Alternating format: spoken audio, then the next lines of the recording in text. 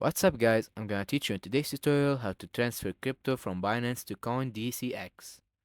So, it's really simple, but I want you to keep up till the last of the video and not miss anything.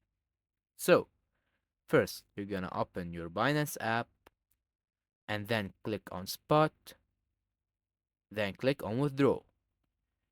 After that, you want to choose the USDT option and then go to CoinDCX app and tap on the plus icon.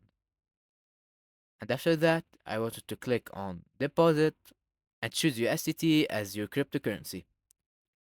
After that, they will give you an address. So you're gonna go ahead and copy it, then go to your Binance app again and paste it there. Gonna click continue and choose the amount of USDT you want to deposit, confirm the transaction, and you're all done.